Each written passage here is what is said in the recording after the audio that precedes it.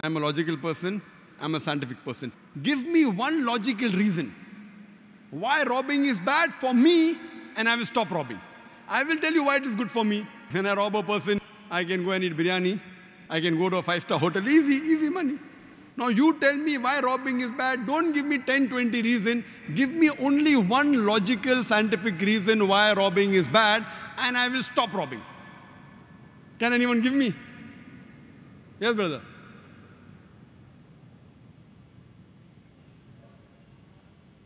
If you rob someone,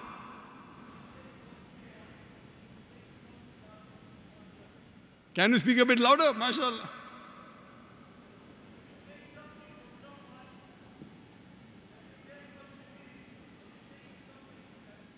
Very good. Brothers say, if I take something from someone, I'm taking away something from him. I agree. It is a loss for that person, but benefit for me. I agree with you. What I told you, prove to me why it is bad for me. It is bad for the person who has been robbed. What I told you, prove to me why it is bad for me. I am logical, I am scientific. I agree it is bad for the person who has been robbed. Tell me why it is bad for me, I will stop robbing. Yes, brother, loudly.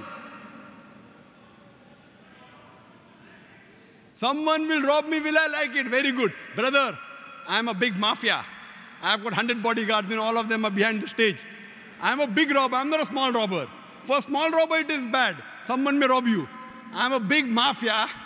I have got 100 bodyguards all behind, all with AK-47. I am logical, I am scientific. I am a big robber. For small robbers, it is not good. Somebody may rob you. So, why it is bad for me?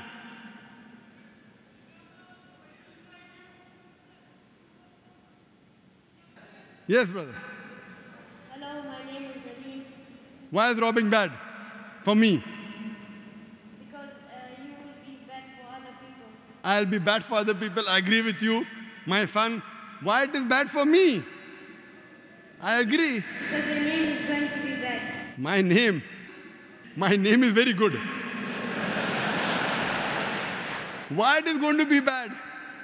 I'm telling you, if my name gets bad, I have no problem, as long as I'm benefiting. When I rob someone, maybe 100,000 dirham if I rob, I can go to a 5-star hotel, I can see a movie, I can enjoy, I can eat biryani. Easy money. Other people are just slogging out. Me, I get easy money. Robbing is very easy. Anyone?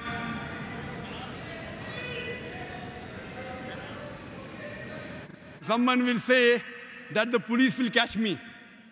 The police cannot catch me because the police is on my payroll. I have the ministers in my pocket. I have the police in my pocket. I'm a big robber. I'm a mafia. In most of the countries, the police and the ministers can be in your pocket. They're on my payroll.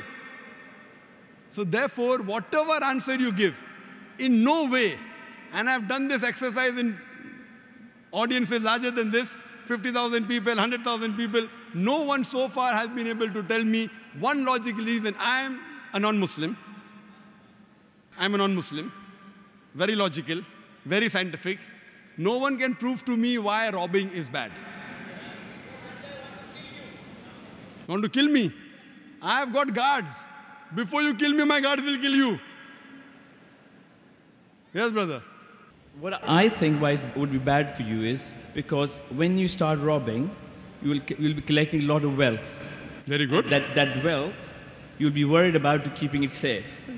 And will take your sleep away. It'll take the safety away from your family, and it won't give you peace of mind. And when you lose your peace of mind, you lose everything. Brother said, if you have too much of wealth, difficult to keep. There are many wealthy people sitting here. Difficult to keep, very easy to keep. There are many banks here. Why? I won't keep in my pocket. Now you have got credit cards, you have got checkbook. For you, who's a small man, when you get 1,000 dirham, you're afraid my 1,000 dirham will go away. I'm a multi-billionaire. All these banks and all, for me, very safe. If I keep in the bank and everything, lot of profit, lot of interest. Brother, for small people to keep 1,000 dirham, they are worried. For me, I'm a billionaire. But then again, you'll be worried about banks losing all the money with the recession. And these are natural calamities. Brother is saying that if I keep it in the bank, recession, I'll own the bank. The banks have no problem. What you know that even in recession, it's not only in bank, you can keep in wealth, you can keep in real estate. It is one option I've given you. You can keep in shares, everything. If the recession goes down again, it will come up. Dubai has gone down again, Dubai will come up. It's going to come up. It will take 4-5 years. I'm so big, I've got no problem. But then there's no answer to that. Yes. No answer, I will give you the answer. I agree with you. There is no logical reply why robbing is bad, why raping is bad, why cheating is bad. Now, we turn the sides. You are the non-Muslim, robber, logical, scientific. I am a Muslim now. I, as a Muslim, I agree with you that logically, to prove robbing is bad is very difficult, except what I'll do first, I'll prove to that person the existence of Allah subhanahu wa ta'ala. And I've given the talk, is the Quran God's word? It's for 2 hours, I don't intend giving the talk here. In that talk, I've proved logically, scientifically, to the non-Muslims, with the help of the Quran, that Allah subhanahu wa ta'ala exists.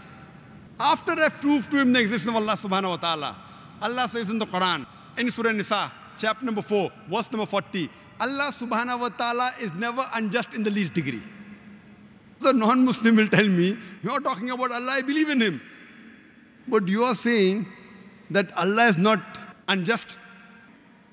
I want to know and ask you this question. I do agree with you that for a person who's robbing, he would enjoy it. But if the same evil is done to someone who's close to him, will he like it? If suppose someone robs his father, will you like it?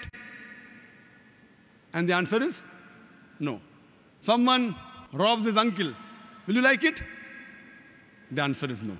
So if Allah subhanahu wa ta'ala is just, there is so much of injustice done in this world. There are many robbers, we know they are robbing, yet they live a luxurious life. They have mansions, they have palaces, and they die, and everything is over. The reply is given in the glorious Quran. In Surah Mulk, chapter number 67, verse number 2. Allazi khalaqal mauta wal hayata. It's Allah who has created death and life to test which of you is good in deeds. Allah says in the Quran, in Surah Al-Imran, chapter number 3, verse number 185, Kullu nafsin zaiqatul maut. Every soul shall have a taste of death. And the final recompense will be on the day of judgment. Whosoever is saved from the hellfire and enters the garden, the paradise, he has achieved the objective of this world. For this world is goods and chattels of deception. So Allah says, the final recompense is only on the day of judgment. That means only believing in Allah is not sufficient.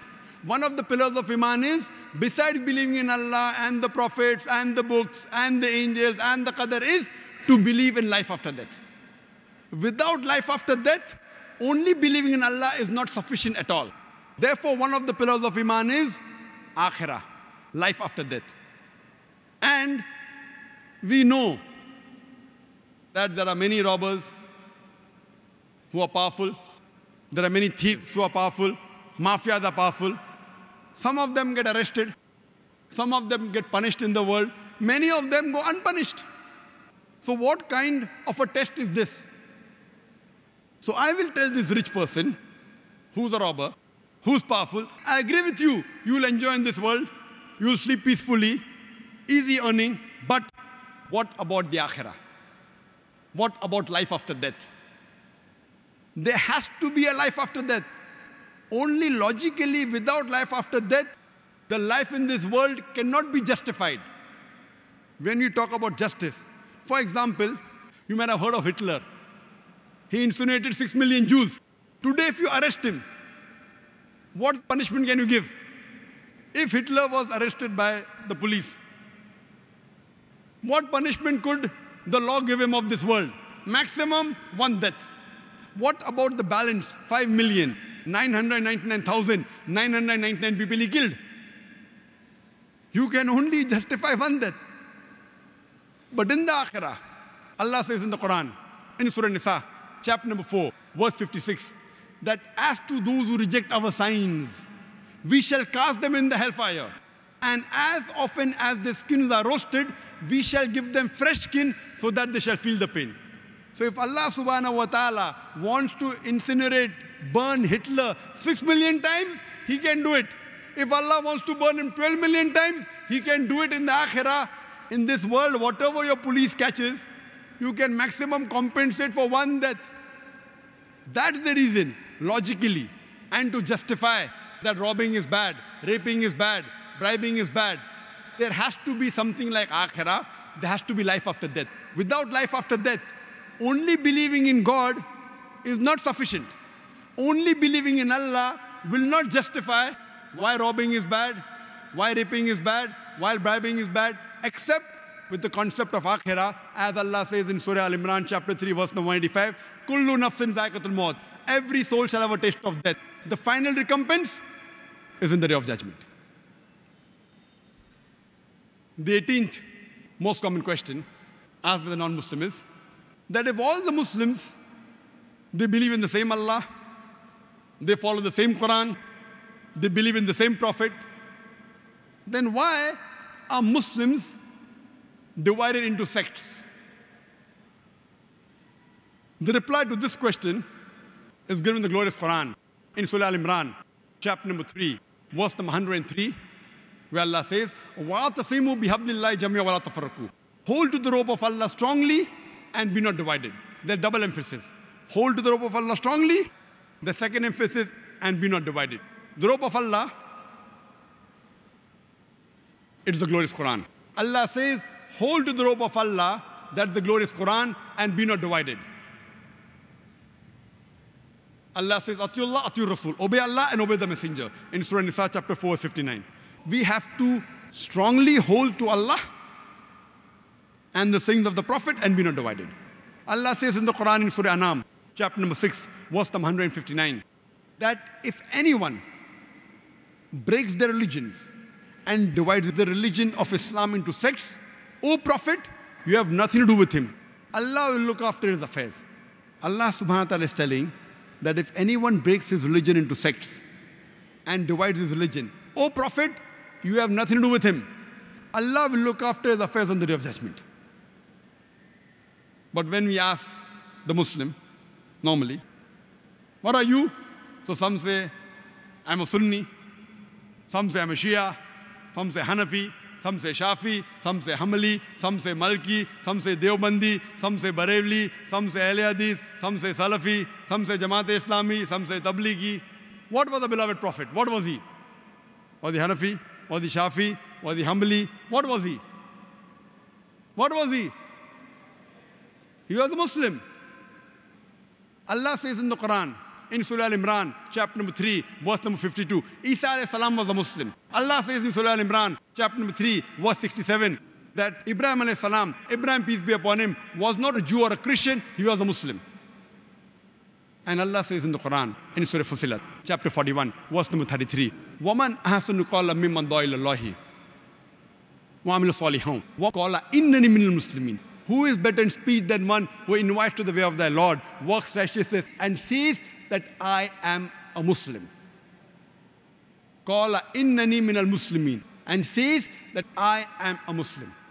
And the master key for dawah, which I've mentioned in several of my lectures, the master key of dawah, and the most important verse according to me in the Quran of Surah Al-Imran, chapter 3, verse number 64 is, قُلْ يَا أَهْلَ الْكِتَابِ. Say, O people of the book, تَعَالَوْا إِلَىٰ كَلِمَةٍ سَوَاءٍ بَيْنَنَا وَبَيْنَكُمْ. Come to common terms as between us and you. Which is the first term? Allah na'budu illallah.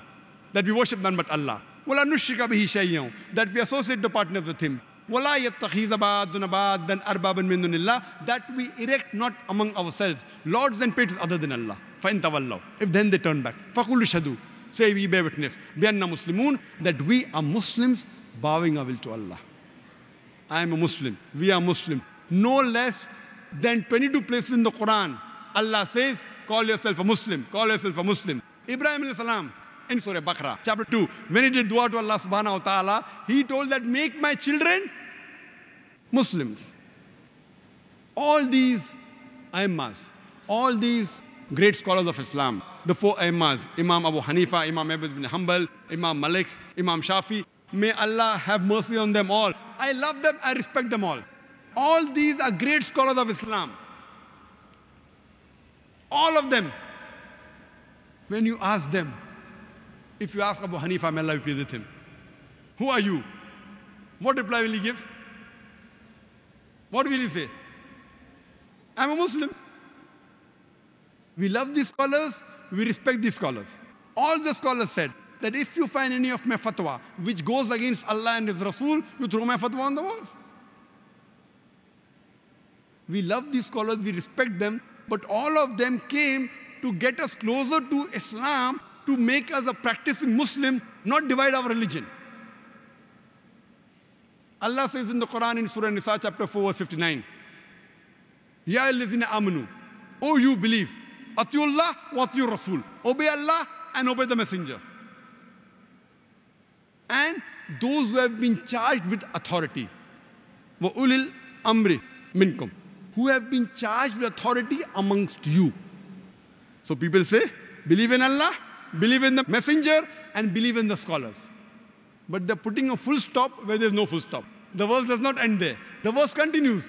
Obey Allah and obey the messenger and those who have been charged with authority, the ulama, the scholars. But if they differ, go back to Allah and His Rasul. If they differ, if any scholar, if you find all the scholars say the same thing, you don't have to do research. All say pray 5 times, no problem. All say fast, no problem. But if 2 scholars differ, you go back to Allah and His Rasul. Where is the question of dividing the religion? That's why beloved Prophet Muhammad said.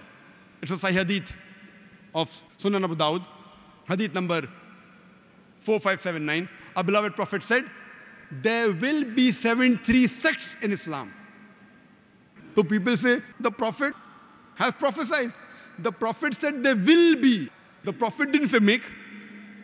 The Prophet said there will be 73 sects. Prophet did not say you should make sects in Islam. Allah clearly mentions in Surah Anam chapter 6 verse 159, do not make sects in the religion of Islam. The Prophet predicted there will be 73 sects. He didn't say you should make.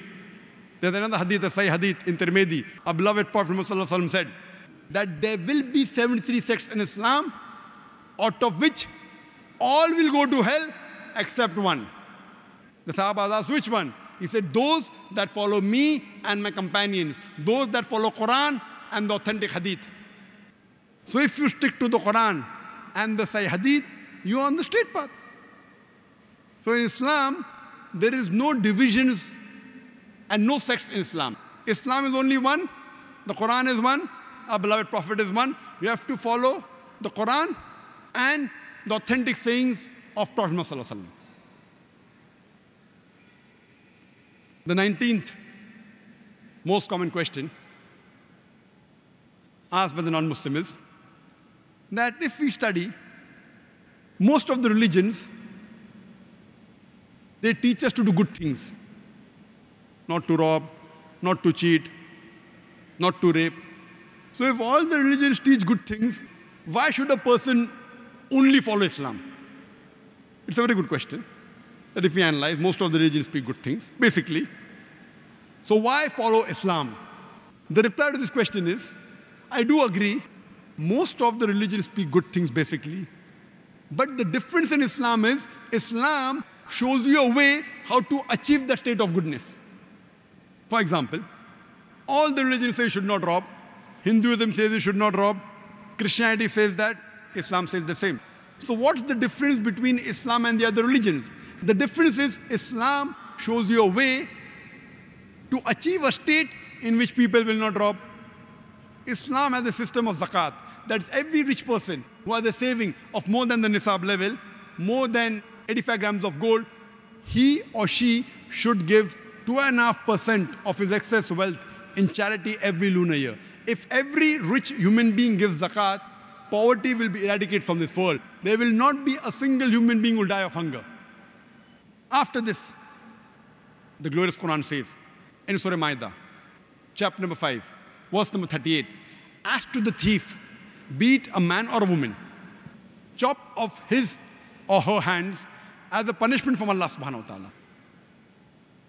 Chopping off the hands in this age of science and technology, in this 21st century, Islam is a barbaric religion. It's a ruthless way of life. I'm asking a question. That today, America happens to be one of the most advanced countries in the world.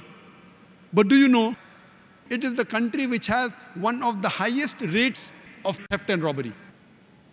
I'm asking the question that if you implement the Islamic Sharia in America, in USA, every person who's rich, who has a saving of more than 85 grams of gold, should give 2.5% of his saving every lunar in charity.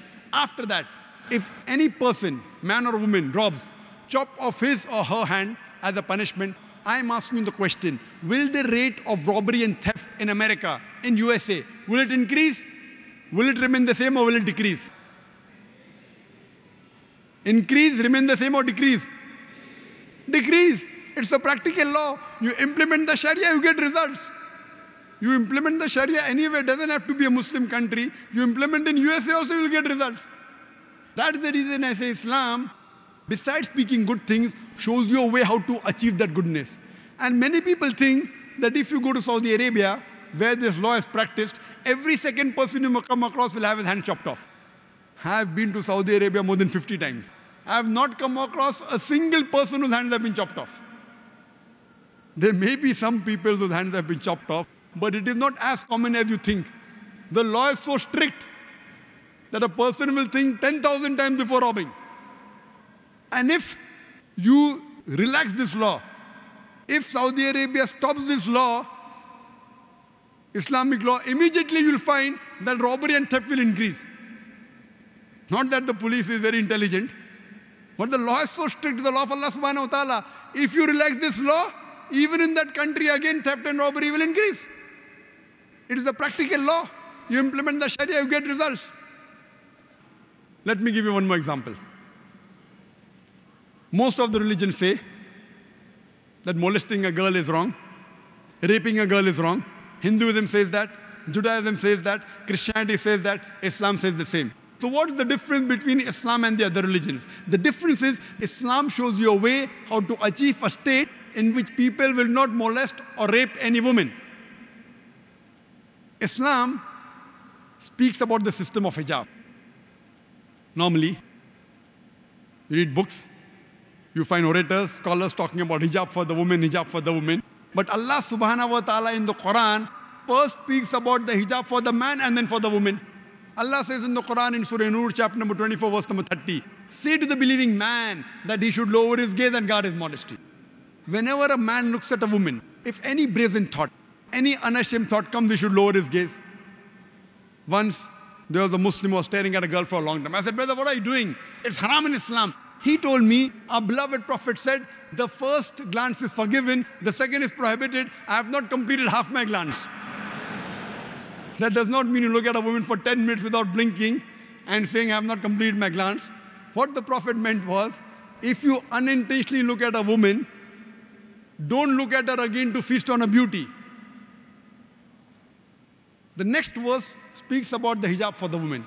Allah says in the Quran in Surah Nur, chapter number 24, verse number 31, say to the believing woman that she should lower her gaze and guard her modesty, and display not her beauty except what appears ordinary of, and draw a head covering over her bosom, and display not her beauty except to her husband, her father, her son, and a list of mahram, the close relatives who she can't marry is given. The basic criteria for hijab as far as the extent is concerned is that for the woman, the complete body should be covered. The only part that can be seen are the face and the hands up to the wrist. And it's mentioned in the Quran, in Surah Ahzab, chapter number 33, verse number 59.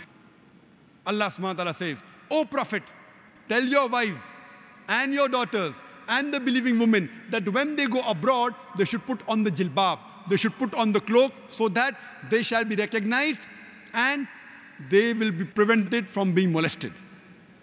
Quran says, when the believing women, when they go abroad, they should put on the jilbab, the cloak, so that they shall be recognized and will prevent them from being molested. For example, if there are two twin sisters who are very beautiful, who are equally beautiful, and if they are walking down the streets of Dubai, maybe Jumeirah, and one twin sister She is wearing the Islamic hijab, complete body covered, except for the face and hands up to the wrist.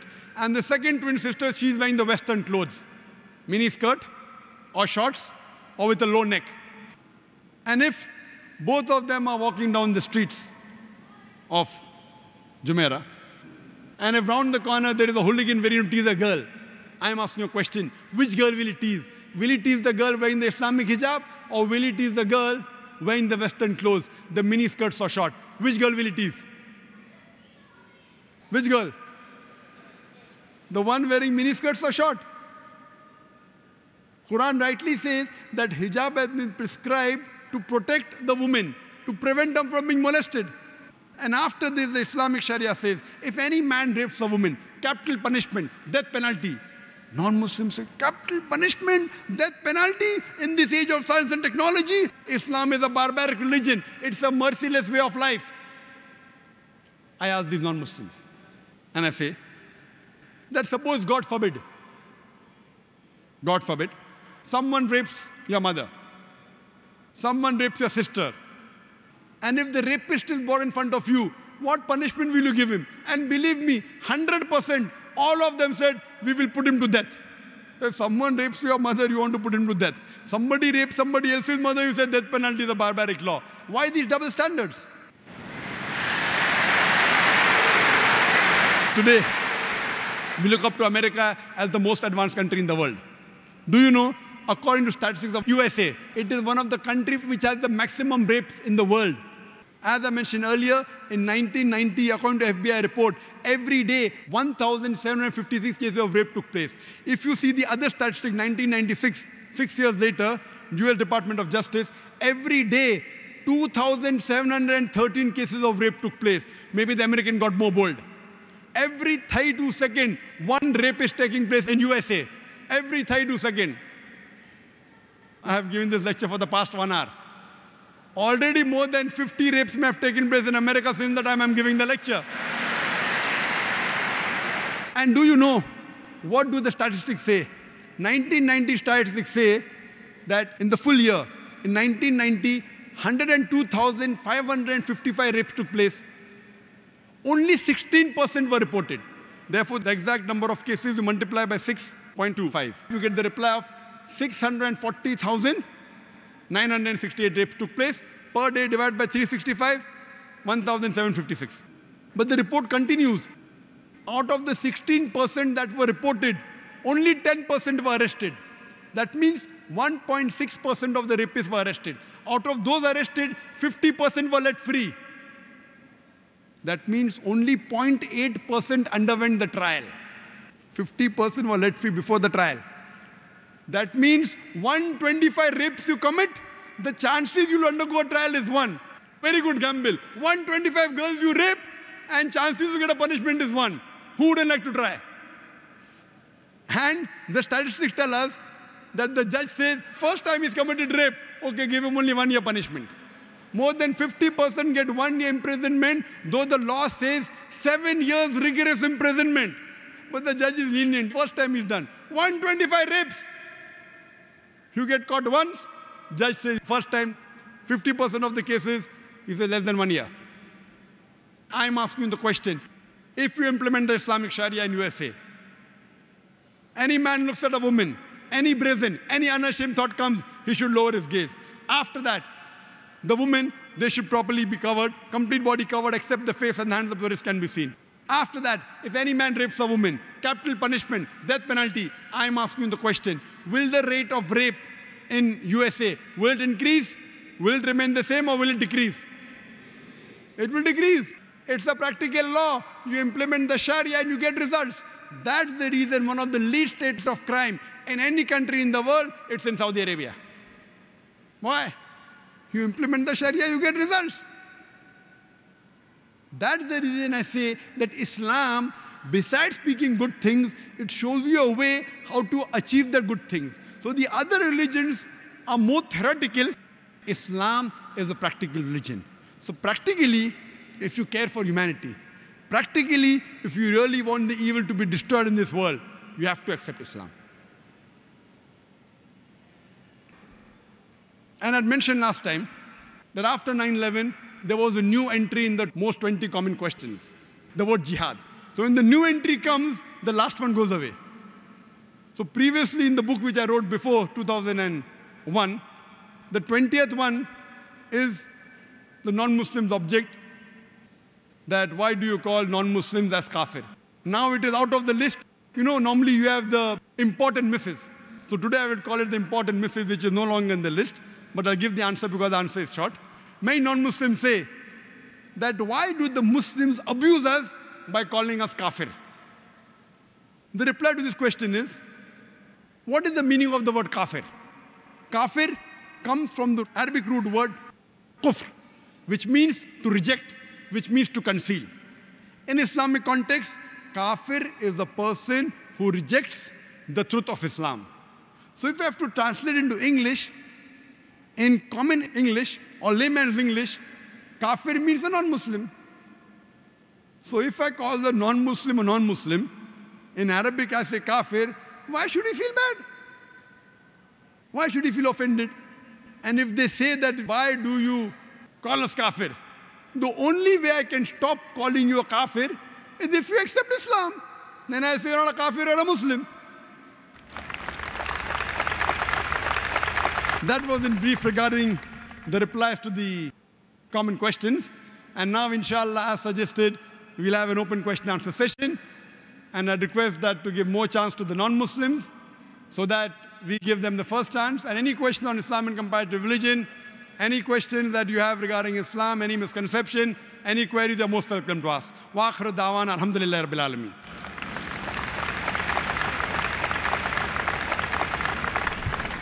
Jazakumullahu khaira. We now have the time for the question and answer session. To derive maximum benefit from the program, which is Ask Dr. Zakir, we will have some strict guidelines regarding the question and answer session. First of all, please kindly state your question briefly and to the point. Only one question at a time may be asked. If you do wish to ask a second question, you'll have a chance to go to the back of the row and await your chance to ask the second question. If there are any non-Muslim brothers or sisters, they will be given first preference to ask the questions. So contact one of the volunteers and they will put you to the front of the line. We have 3 mics available in the auditorium. One to my left for the brothers, one in the center of the auditorium, and one in the back for the sisters. Lastly, we kindly request that you state your name and your profession before putting forth your question. So once we're ready, we will have the first question from the front mic from the brothers. Good evening to everyone. I am a security guard by profession from Central Africa, Cameroon. I have been leading people to go to the washroom and to go to the prayer room also. And then this little boy, he came and I led him to the washroom. And he now said he wants to discuss something with me. When I opened up to him, he tried to convince me to become a Muslim. That is good for me. And I asked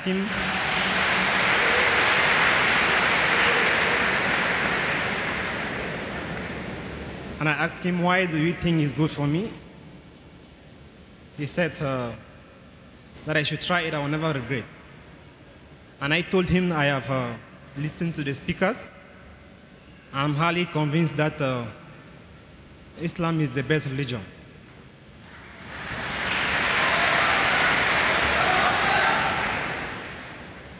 So I want to become a Muslim.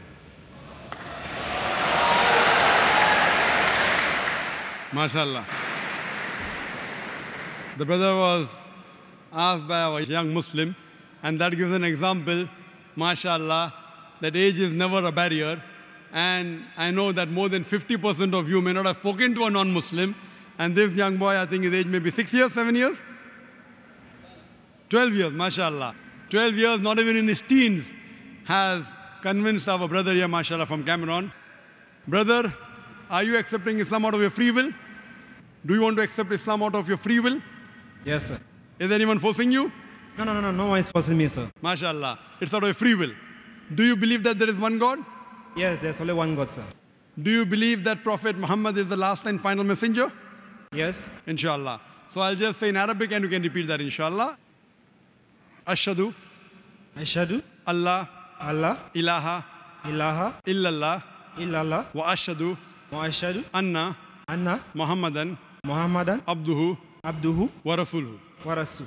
I bear witness I bear witness that that there is no God there is no God but Allah, but Allah, and and Prophet Muhammad Prophet Muhammad is is his messenger and servant.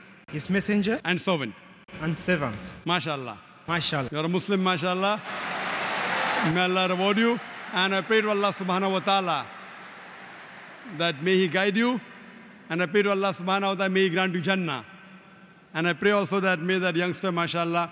And I request the brothers that whenever you meet a new Muslim, be kind to him, be patient with him, and whatever help they require, inshallah. And there are many organizations here in Dubai. If you require any information regarding Islam, you're most welcome to contact them. Jazakallah, brother. We'll have the next question from the sister's mic. Assalamu alaikum, Sheikh. There's a sister here who was convinced and she also wants to make her shahada. MashaAllah, I thought it was a question and answer session, it turned into a shahada session. Yes. Sister, what's your name? My name is Eddie from Philippines. Are you convinced about Islam, sister? Yes, I am. Is anyone forcing you to accept Islam or it's of a free will? No, it's my free will. Do you believe there is one God? Yes, I do believe. Do you believe that Prophet Muhammad is a messenger of God? Yes, I do believe. Inshallah, I'll say in Arabic and you can repeat, sister. Inshallah. Ashhadu Ashhadu Allah Allah ilaha ilaha illallah illallah wa ashhadu wa ashhadu anna anna Muhammadan Muhammadan abduhu abduhu wa rasuluhu. wa rasuluhu. I bear witness I bear witness that that there is no God there is no God but Allah, but Allah, and Prophet Muhammad and Prophet Muhammad is is the messenger the messenger and servant of Allah. and The servant of Allah. the Sohapidhala. MashaAllah. Sister, you have become a Muslim, alhamdulillah. And I pray to Allah subhanahu wa ta'ala